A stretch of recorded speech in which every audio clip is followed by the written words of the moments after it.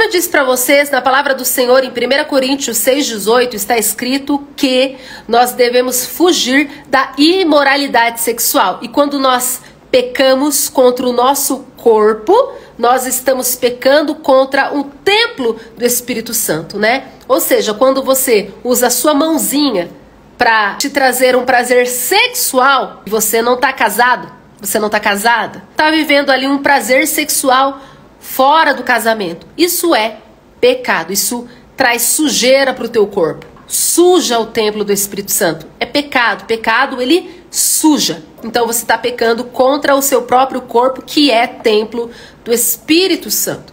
Eu me masturbava desde criança. Comecei a entender que isso era pecado aos 21 anos de idade, quando eu comecei a ler a Bíblia. E eu passei por várias libertações na minha vida. E Deus, ele foi me libertando em etapas. A primeira libertação que eu vivi foi do álcool e das drogas. A segunda libertação foi da minha aparência, que eu usava roupas pretas. E aí Deus começou a me mostrar que me queria mais feminina, mais princesa, né? Não trevosa. E aí eu passei por essa segunda libertação. A minha terceira libertação foi da fornicação. Tudo isso, gente, de tempos em tempos, tá? Não foi tudo de uma vez, levou muito tempo. E a minha quarta libertação foi da masturbação. Ao ler a Bíblia, e comecei a ir para cultos, né? E eu fui entendendo que isso era pecado. E eu precisava parar. Mas era um vício. Eu tinha um hábito. Às vezes, sem perceber, eu estava dormindo, eu já estava fazendo. E eu comecei a orar, eu falava: Deus, eu não quero mais fazer isso, porque isso não te agrada, isso é pecado, e eu não quero mais pecar contra o Senhor. E aí, eu tentava parar pela minha própria força, mas passando-se um tempo eu caía de novo, porque muitas vezes era mais forte do que eu, porque eu já era escrava desse pecado. Quando eu vi que eu estava tentando sozinha e eu não conseguia, porque vinha tentação e vinha um desejo muito forte, e eu não resistia, e eu acabava caindo sempre, eu comecei a orar e jejuar pela minha libertação. Depois que eu comecei a orar e jejuar, eu fiquei mais ou menos um mês, quase 2 meses, sem me tocar. E aí eu pensei que eu estava liberta. Eu comemorei. E eu estava muito feliz, eu já estava cantando vitória, né? Eu caí. Eu fiquei muito envergonhada. Falei: meu Deus, eu pensei que eu tinha sido liberta. Como que eu caí? E aí acabou comigo, né? Não falei pra ninguém, porque eu tava morrendo de vergonha, o diabo acusando. Fui pra igreja, não consegui nem adorar, gente. Tava em pecado, me sentindo indigna de adorar a Deus, indigna de orar, indigna, sabe? E aí eu comecei a chorar, porque eu não queria mais pecar contra Deus. E eu fui pro altar, e ali eu me ajoelhei, e eu comecei a pedir perdão pra Deus por eu ter caído. E de repente, a minha visão se abriu. Eu me vi em um campo de grama, e aí ao longe eu vi um varal com várias roupas brancas ao vento secando. Eu não vi Deus, mas eu senti a presença dele. E eu falei assim: Deus, o que é isso? E aí eu escutei a voz de Deus, ele foi e falou assim pra mim: são suas vestes, estavam sujas, mas eu já lavei e eu já vou colocar em você de novo. E ali eu voltei da visão e eu entendi que eu tava limpa. Na minha cabeça eu tava suja. E Deus já tinha me perdoado, já tinha me limpado. E minhas vestes já estavam brancas de novo, porque a partir do momento que eu me envergonhei e me arrependi, ele já tinha me perdoado. E ele já tinha me purificado. Então Deus, ele é diferente do homem. Deus, ele é longânimo em irar-se. Ele é muito misericordioso. Ele perdoa 70 vezes 7 ao dia. Ele não é acusador, enquanto a vida é esperança. Se Deus está vendo que você está tentando, que você está lutando, sabe que você não aceita esse pecado, tá difícil, você cai, mas você não aceita. Todas as vezes que você cai, você fica péssimo. Você não fica em paz com o pecado.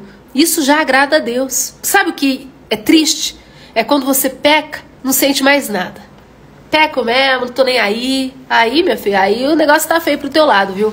Mas se você peca, e todas as vezes que você cai, você fica envergonhado, você fica triste, você corre para pedir perdão para Deus, Deus já está trabalhando na tua vida, tenha certeza disso. Todas as vezes que você pedir perdão, Ele já te perdoou.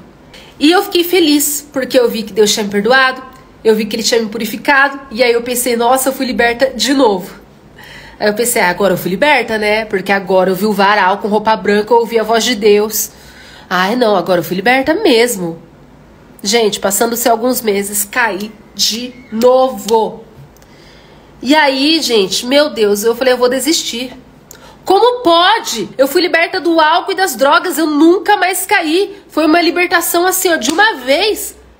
A fornicação também, quando eu decidi não pecar mais, acabou. Mas pensa na guerra que foi para me libertar da masturbação. Pensa na batalha que foi, gente. Foi o pecado mais difícil de se libertar. Foi o pecado da masturbação. Eu tinha 3 anos de conversão. Eu já tinha tido experiências de libertação, de milagres. Eu já tinha vivido milagres. Eu já estava recebendo promessas. Eu já estava esperando em Deus algumas promessas. E eu estava com a bendita da masturbação. Foram 3 anos para eu me libertar dessa praga. Existem libertações, gente, que é individual. Por isso que você não pode se apoiar na libertação do teu irmão. Que às vezes tem gente que vai ser liberto em um dia só. Mas tem gente que vai ser liberto em 5 anos. E cada um tem um processo. Eu não aguentava mais orar, eu não aguentava mais jejuar, eu não aguentava mais clamar. Eu falava, eu não consigo vencer isso. Essa praga. Todas as vezes que vem tentação eu caio. Como isso é possível, meu Deus? Mas Deus não desistiu de mim. E de novo eu fui para a igreja, envergonhada, me sentindo uma pecadora horrível. E aí eu tive uma visão de novo. E eu vi Jesus no meio de um jardim. Ele estava com uma tesoura na mão. Ele estava vestido de jardineiro, tá? Coisa mais linda, de macacãozinho, coisa mais fofinha. Aí eu fui e falei assim para ele, Jesus, o que o senhor tá fazendo? E ele foi e falou assim pra mim, eu tô cuidando do meu jardim. Às vezes vem umas praguinhas, mas eu sempre limpo. E ele me olhou. E na hora eu entendi que o jardim era eu, que as praguinhas eram o pecado, e ele tava me mostrando que ele tava cuidando de mim e que ele tava me limpando. Porque um jardineiro cuida do jardim todos os dias. E vem praga no jardim todos os dias. Então o jardineiro ele tem que estar ali sempre cuidando. Porque se ele parar de cuidar, as praguinhas voltam. Então ele estava me mostrando, ei, confia. Você é meu jardim. Eu não te abandonei. Eu tô te limpando. Eu tô cuidando de você. Eu tô tirando essas praguinhas.